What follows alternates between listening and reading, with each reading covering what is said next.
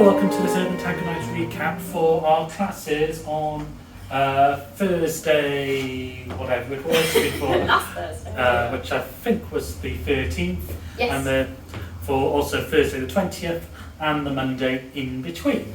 Alison wasn't there for the class on the 13th, so instead I was teaching with Ben and I was following. Ben was leading.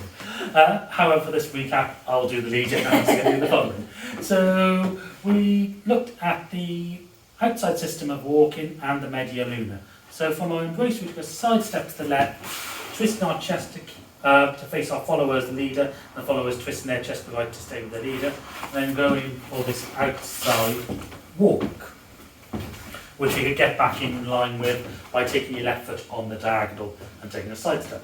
However, what we did in the class, we turned this into a media luna. So from this outside system of walking on the right foot, I started rotating my chest to the left, away from follower, so I can either pivot on my right foot, on my left foot, or on both. Here I'm rotating on my right foot, which causes my follower into a side step, and then she can come and try and get back in front of the leader's chest by taking a step around, arching her foot and chest towards the leader so she pivots, and then we can walk out.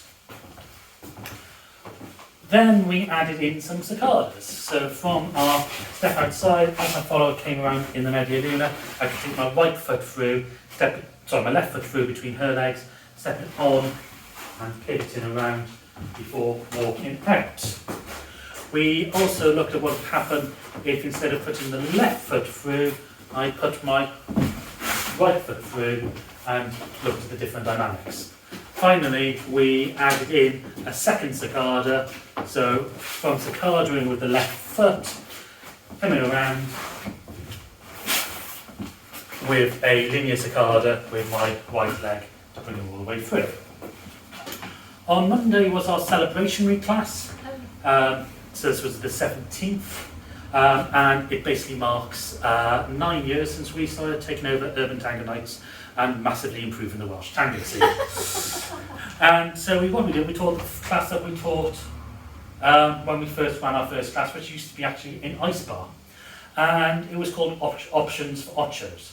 So we started off with a forward ocho, so taking the side step to the left, twisting the chest to the left, leading the follower through, she's again arching her foot and chest towards the leader.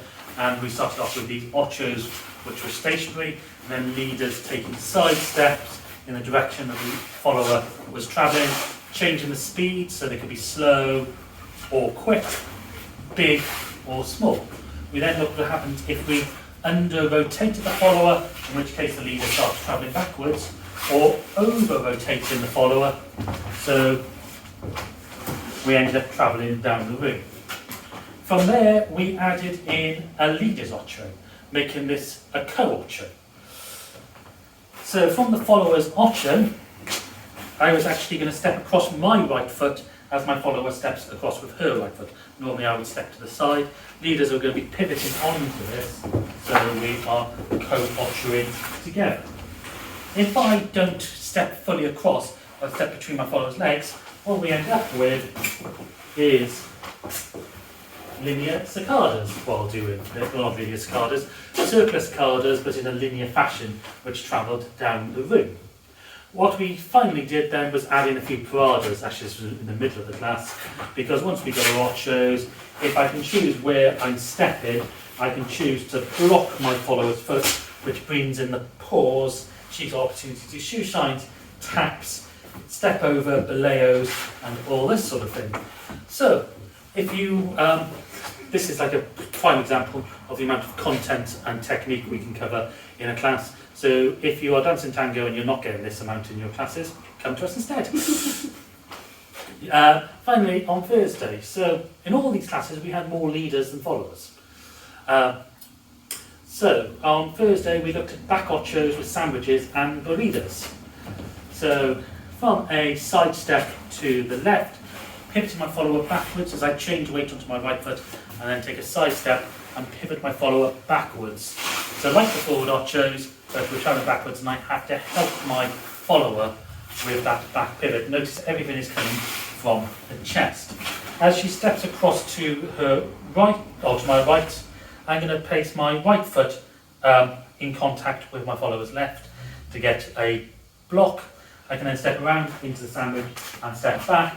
My chest is to the to the right. So this brings her to the sandwich position on me. She's the opportunity to decorate before stepping out and then walking through. We then added in a Barrida, so from this back ocho block, if I step over rather than sandwich, I can drag her foot, and technically we can go around from this position as many times as we want. But also what I can do then is leave my follower to sweep my foot along the floor. So we've got some elements of foot play here, and again I can choose to come out from forward ochos on whatever side. Finally, we looked at a Barrida from the other side of the back ocho. So taking my follower to my left, sweeping my right foot so it's in contact with my follower's right foot, making sure my knee is on the other side to my follower's leg, that as my foot, extending that leg but not going too far, sweeping the foot across the floor, coming back and forth. We looked at what happens if you change foot, and then I can come out again with my forward ocho. So that was our classes for the week of the 13th to the 20th of February. Thank you for watching, and we'll see you in another video very soon.